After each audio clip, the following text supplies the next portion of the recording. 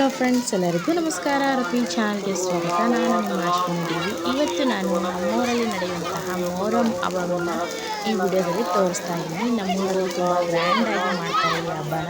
ಹಿಂದೂ ಅಂದೆ ಅಥವಾ ಮುಸ್ಲಿಂ ಅಂದೆ ಎಲ್ಲರೂ ಒಗ್ಗೂಡಿಕೊಂಡು ಈ ರೀತಿಯಾಗಿ ನಾವು ಮೊಹರಂ ಕೊನೆ ದಿನವನ್ನು ಮಾಡ್ತೀವಿ. ಇದು ತುಂಬಾ ಫೇಮಸ್ಸು. ನಮ್ಮೂರಲ್ಲಿ ತುಂಬಾ ಚೆನ್ನಾಗಿ ಅದ್ಧೂರಿಯಾಗಿ ಈ ಹಬ್ಬನ ಮಾಡ್ತಾರೆ. ಅದೇ ರೀತಿಯಾಗಿ ರಾತ್ರಿಯ ಟೈಮಲ್ಲಿ ಮೊದಲಿಗೆ ಶನಿವಾರ ಕತ್ತಲ ರಾತ್ರಿ ಅಂತ ಮಾಡ್ತಾರೆ. ಕತ್ತಲ ರಾತ್ರಿಯಲ್ಲಿ ನಾವು ಇವಾಗ ದೇವ್ರ ಕುಂತು 5 ದಿವಸಕ್ಕೆ ಅಮಾವಾಸ್ಯೆ ಆಗಿ 5 ದಿವಸಕ್ಕೆ ದೇವ್ರ ಕುಂದುತ್ತೆ. ಅಲ್ಲಿಂದ 5 ದಿವಸಕ್ಕೆ ಈ ರೀತಿಯಾಗಿ ಕತ್ತಲ ರಾತ್ರಿ ಅಂತ ಮಾಡ್ತಾರೆ. ಅದೇ ರೀತಿಯಾಗಿ ಈಗ ಅಲ್ಲಗುಣಿ ಅಂತ, ಇದರಲ್ಲಿ ನಾವು ರಾತ್ರಿ ಎಲ್ಲ ಬೆಂಕಿ ಅಂದರೆ ಕಟ್ಟಿಗೆಯನ್ನು ಉರಿಸಿ ಅದನ್ನು ಕೆಂಡವಾಗಿ ಮಾಡ್ತಾರೆ. ಅಂದರೆ ಬೆಳಗ್ಗೆ ದೇವರು ಇದನ್ನು ತುಳಿಬೇಕು, ಅಲ್ಲಿವರೆಗೂ ನಾವು ಇದನ್ನು ಬೆಂಕಿ ಹಾರುವ ಆಗಿಲ್ಲ, ಅಲ್ಲಿವರೆಗೂ ನಾವು ಇದೇ ರೀತಿಯಾಗಿ ಬೆಂಕಿಯನ್ನು ಉರಿಸ್ತಾ ಇರ್ತಾರೆ. ಊರಿನ ಜನ ಎಲ್ಲ ಈ ರೀತಿಯಾಗಿ ಕಟ್ಟಿಗೆಗಳನ್ನು ಹಾಕಿಬಿಟ್ಟು ಇದನ್ನು ತುಂಬ ಕೆಂಡವಾಗಿ ಮಾಡ್ತಾರೆ. ಅದೇ ರೀತಿಯಾಗಿ ಕತ್ತಲ ರಾತ್ರಿ ದಿನ ಇವಾಗ ನೋಡ್ತಾ ಇದ್ದೀರಾ ಎಲ್ಲ ಜನರು ಬಂದು ಹೋಗಿದ್ದಾರೆ. ನಾನು ಕೊನೆಯದಾಗಿ ರಾತ್ರಿ ಟೈಮಲ್ಲಿ ವಿಡಿಯೋ ಮಾಡ್ತಿರೋದು, ಹಾಗಾಗಿ ಜನ ಜಾಸ್ತಿ ಇರೋದ್ರಿಂದ ನಾನು ನೈಟ್ ಟೈಮಲ್ಲಿ ವಿಡಿಯೋ ಮಾಡ್ತಿರೋದು. ಇವಾಗ ಜನಗಳೆಲ್ಲ ಸಕ್ಕರೆಯನ್ನು ತಂದುಬಿಟ್ಟು ಓದ್ಕಿನ ಮಾಡಿಸ್ತಾರೆ. ನಂತರ ಕೊಬ್ಬರಿ ಸುಡೋದು ಅಥವಾ ದೀನ ನಮಸ್ಕಾರ ಹಾಕೋದು, ಅವರವರ ಹರಕೆಗಳು ಇರುವ ರೀತಿಯಲ್ಲಿ ಎಲ್ಲ ಪೂಜೆನ ಮಾಡಿಕೊಂಡು ಹೋಗಿರ್ತಾರೆ ಕತ್ತಲ ರಾತ್ರಿ ದಿನ. ಇವತ್ತು ಕತ್ತಲ ರಾತ್ರಿ ಅನ್ನೋ ದಿನ ಮಧ್ಯಾಹ್ನದಲ್ಲಿ ಎಲ್ಲ ಜನರು ಸೇರಿ ಅವರು ಅವರವರ ಮನೆಗಳಲ್ಲಿ ಕೋಳಿ ಆಯಿತು ಅಥವಾ ಕುರಿ ಆಯಿತು ಬೇಟೆಯನ್ನು ಮಾಡಿರ್ತಾರೆ. ಅದನ್ನು ನಾವು ರಾತ್ರಿ ಟೈಮಲ್ಲಿ ತಂದು ದೇವರಿಗೆ ನೈವೇದ್ಯ ರೂಪದಲ್ಲಿ ಕೊಡ್ತಾರೆ. ನಂತರ ಅದನ್ನು ಅವರು ಊಟ ಮಾಡ್ತಾರೆ. ಇದೇ ರೀತಿಯಾಗಿ ನಮ್ಮೂರಲ್ಲಿ ಪ್ರತಿ ವರ್ಷ ಕೂಡ ಮಾಡ್ತಾ ಇರ್ತಾರೆ. ಅದರದ್ದು ಒಂದು ಕಿರುನೋಟವನ್ನು ನಾನು ನಿಮಗೆ ಶೇರ್ ಮಾಡ್ಕೊಳ್ತಾ ಇದ್ದೀನಿ. ನಂತರ ಇದು ತುಂಗಭದ್ರಾ ನದಿ. ಇದರಲ್ಲಿ ಬೆಳಗ್ಗೆ ಸ್ನಾನ ಮಾಡಿಕೊಂಡು ಗಂಗೆ ಪೂಜೆಯನ್ನು ಮಾಡಿಕೊಂಡು ಇಲ್ಲಿಯ ಗಂಗೆಯ ಪವಿತ್ರ ನೀರನ್ನು ನಾವು ಕುಂಭದಲ್ಲಿ ತಗೊಂಡು ದೇವರ ಪಾದಕ್ಕೆ ತಗೊಂಡೋಗ್ತಾರೆ. ಎಲ್ಲ ಜನರು ಕೂಡ ಗಂಗೆಯನ್ನು ಪೂಜೆ ಮಾಡಿಕೊಂಡು ಈ ರೀತಿಯಾಗಿ ನೀರನ್ನು ತಗೊಂಡೋಗ್ತಾರೆ. ನಂತರ ಎಲ್ಲ ನೀರನ್ನು ಎಲ್ಲ ಹೆಣ್ಣು ಮಕ್ಕಳು ದೇವರ ಸನ್ನಿಧಿಗೆ ಹೋಗಿ ದೇವರನ್ನು ಹೊಂದಿಸಿರ್ತಾರೆ, ಅಂದರೆ ಮೆರವಣಿಗೆಯನ್ನು ಮಾಡ್ತಾರೆ. ಅಲ್ಲಿಗೆ ನಾವು ಈ ಕುಂಭದ ನೀರನ್ನು ಅವರ ಪಾದಕ್ಕೆ ಹಾಕಿಬಿಟ್ಟು ಅವರು ಓದಿಕೆ ಮಾಡಿ ಅವರು ಪೂಜೆಯನ್ನು ಎಲ್ಲ ಮುಗಿಸ್ಕೊಂಡು ದೇವರ ಪಾದಕ್ಕೆ ಹಾಕಿದ ನಂತರ ದೇವರು ಇಡೀ ಊರನ್ನೇ ಮೆರವಣಿಗೆ ಮಾಡಿ ನಂತರ ಅದನ್ನು ಬೆಂಕಿಯನ್ನು ತುಳಿಸ್ತಾರೆ. ಅದೇ ರೀತಿಯಾಗಿ ಎಲ್ಲ ಜನರು ಈ ರೀತಿಯಾಗಿ ಅದಕ್ಕೆ ಗಂಗೆ ನೀರನ್ನು ಹಾಕ್ತಾರೆ. ಅವರ ಹೇಳಿಕೆಗೆ ಅಥವಾ ಅವರ ಒಂದು ನಂಬಿಕೆಗೆ ಅನುಗುಣವಾಗಿ ಅವರು ಈ ಸೇವೆಯನ್ನು ಮಾಡ್ಬೋದು.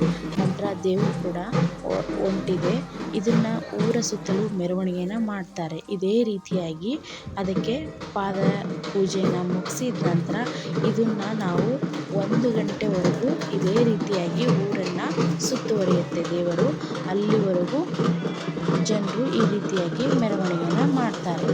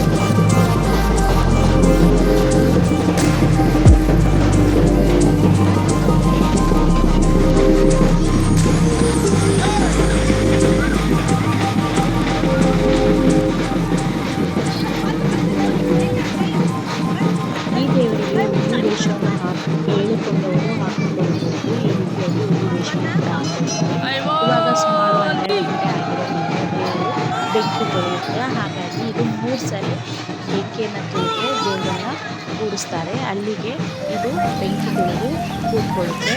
ನಂತರ ಇದಕ್ಕೆ ಮತ್ತೆ ಸಕ್ಕರೆಯನ್ನು ವಹಿಸ್ಬಿಟ್ಟು ಸಂಜೆ ಮತ್ತೆ ಇದನ್ನು ದೇವರನ್ನು ಸಂಜೆ ಗಂಗೆ ಸ್ನಾನಕ್ಕೆ ಕರ್ಕೊಂಡು ಹೋಗ್ತಾರೆ.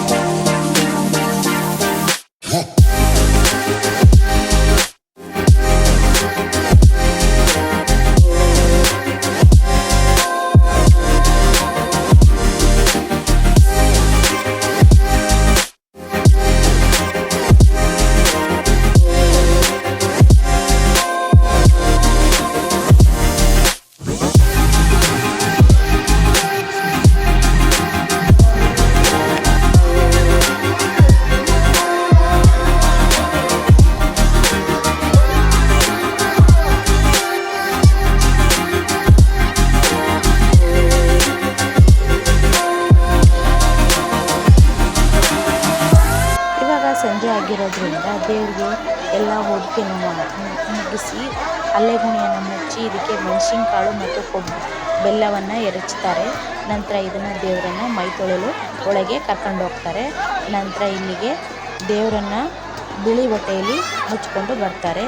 ನಂತರ 3 ದಿನ ಆದ ನಂತರ ಇದಕ್ಕೆ ಜಾತಕ ಅಂತ ಮಾಡಿ ಮತ್ತೆ ದೇವರಿಗೆ ಮರುಜನ್ಮ ರೀತಿಯಲ್ಲಿ ಮಾಡ್ತಾರೆ. ಅಲ್ಲಿಗೆ ಈ ದೇವರು ಮತ್ತೆ ಪ್ರತಿಷ್ಠಾಪನೆ ಆಗುತ್ತೆ. ಹಿಂದಿನಿಂದಲೂ ಇದೇ ರೀತಿಯಾಗಿ ನಮ್ಮೂರಲ್ಲಿ ಮೊಹರಂ ಮಾಡ್ಕೊಂಡು ಬರ್ತಾರೆ. ಈ ವಿಡಿಯೋ ನಿಮಗೆ ಇಷ್ಟವಾದರೆ ಪ್ಲೀಸ್ ಲೈಕ್ ಮಾಡಿ, ಸಬ್ಸ್ಕ್ರೈಬ್ ಮಾಡಿ, ಸಪೋರ್ಟ್ ಮಾಡಿ. ಮತ್ತಷ್ಟು ಹೊಸ ವಿಡಿಯೋಗಳಂತೂ ಮತ್ತೆ ಸಿಗೋಣ. ಅಲ್ಲಿವರೆಗೂ ಧನ್ಯವಾದಗಳು.